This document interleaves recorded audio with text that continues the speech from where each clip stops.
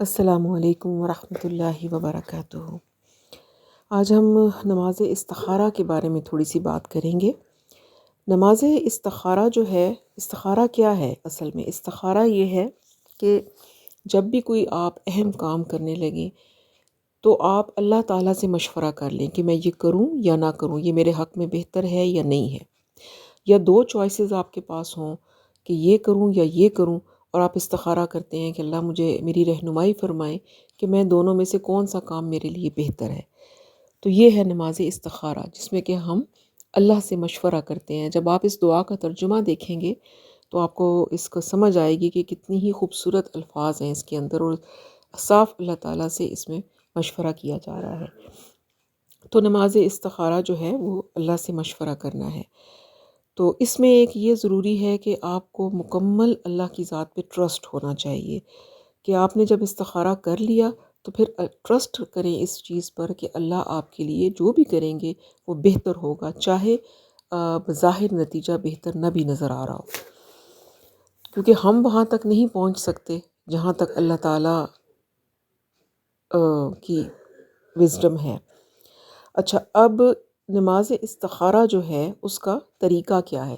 طریقہ اس کا بڑا سمپل سا ہے کہ 2 رکعت آپ پڑھیں نماز استخارہ، نفل 2 رکعت نفل پڑھیں، اور بڑے ہی اطمینان سکون کے ساتھ، اور اس کے بعد آپ جو دعا ہے استخارہ کی وہ آپ پڑھیں، اور سلام پھیرنے کے بعد، اور اس میں جہاں پر ذکر آ رہا ہے کام کا، وہاں اپنا جو بھی کام ہے وہ ذہن میں رکھیں اور اس دعا کو پڑھیں، یا دعا پڑھنے کے بعد پھر اپنے الفاظ میں بھی اللہ تعالیٰ سے مانگ لیں۔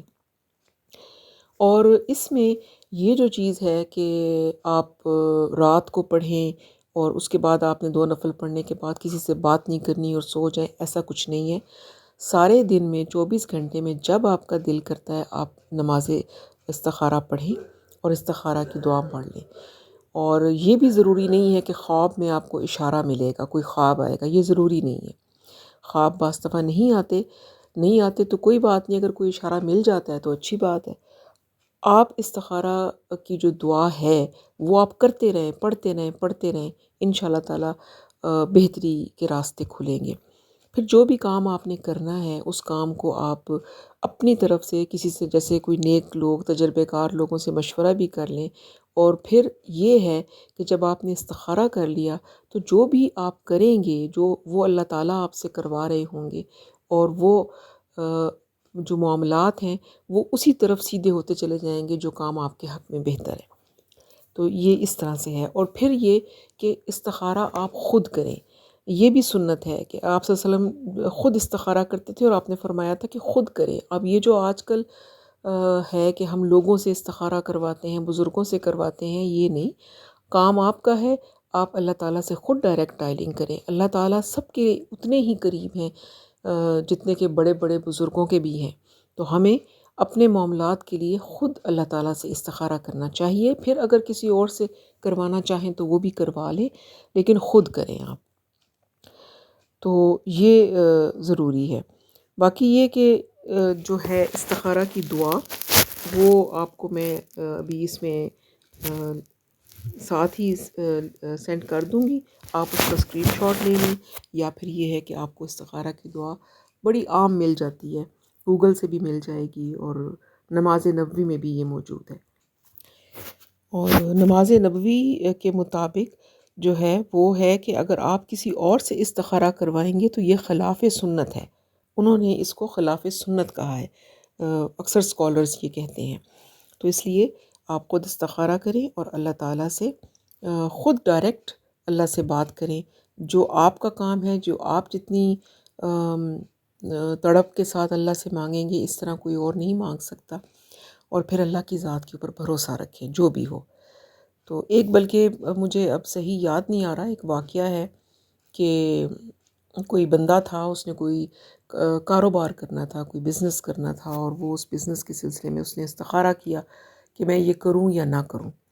تو جو استخارہ اس نے کیا اس میں اس کو جو ہنٹس ملے وہ یہ تھا کہ بھئی یہ نہ کریں، آپ کے لیے نقصان دہ ہے، لیکن وہ پھر بھی اس نے کر لیا۔ وہ بزنس کرنے کے لیے، تجارت کے لیے جو بھی اس کا تھا وہ گیا، اور اس کو اس میں بہت نفع ہوا۔ تو پھر اس نے ایک بزرگ سے کسی سے پوچھا کہ بھئی میں نے اس طرح استخارہ کیا تھا اور استخارے میں مجھے کچھ ہنٹس بھی مل گئے تھے کہ تم یہاں یہ بزنس نہ کرو، اور میں چلا گیا اس سفر پہ، اور پرانا واقعہ ہے اس لیے وہ تجارت اور قافلوں والا سلسلہ ہے، تو مجھے تو بہت فائدہ ہوا۔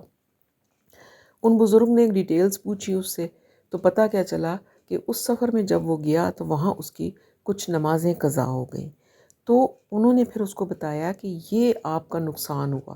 تو ضروری یہاں سے ہمیں جو بات پتہ چل رہی ہے وہ یہ ہے کہ ہم دنیا کے نقصان کو نقصان سمجھتے ہیں، جبکہ دین کا نقصان بھی بہت نقصان ہوتا ہے۔ تو اس لیے بعض دفعہ استخارہ ہمیں بظاہر لگ رہا ہوتا ہے کہ یہ میں نے استخارہ کیا تھا پھر بھی میرے لیے حالات جو تھے وہ نقصان ہو گیا مجھے، لیکن کہیں نہ کہیں وہ ہمارا فائدہ اس میں ہوتا ہے، چاہے وہ دین کے حوالے سے ہو، کیونکہ دین کو بچانا، ایمان کو بچانا سب سے زیادہ ضروری ہے۔ تو یہ ہے استخارہ کے بارے میں تھوڑی سی بات۔ اب میں آپ کو اس کی جو دعا ہے وہ کر دیتی ہوں سینڈ۔ اللہم انی استغیرک بعلمک واستقدرک بقدرتک واسألک من فضلک العظیم فإنک تقدر ولا اقدر وتعلم ولا اعلم وانت علم الغیوب۔ اللہم ان کنت تعلم ان ھذا الامر خیر لی فی دینی ومعاشی وعاقبۃ امری فاقدرہ لی ویسرہ لی ثم بارک لی فیہ، وَإِن كُنْتَ تَعْلَمُ أَنَّ هَذَا الْأَمْرَ شَرٌّ لِّي فِي دِينِي وَمَعَاشِي وَعَاقِبَةِ أَمْرِي فَاصْرِفْهُ عَنِّي وَاصْرِفْنِي عَنْهُ وَاقْدُرْ لِي الْخَيْرَ حَيْثُ كَانَ ثُمَّ أَرْضِنِي بِهِ۔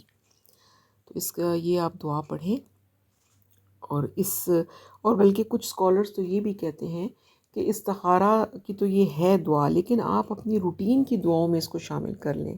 آپ ڈیلی کسی نماز کے ساتھ یہ پڑھیں، اور جہاں پر لفظ آتا ہے ھذا الامر، وہاں اپنے روٹین کے کاموں کو ذہن میں رکھیں، تو یہ بہت ہی خوبصورت دعا ہے۔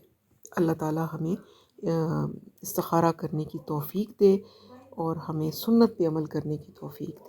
سبحانک اللہم و بحمدک، نشہد ان لا الہ الا انت، نستغفرک و نتوب الیک۔ السلام علیکم ورحمۃ اللہ وبرکاتہ۔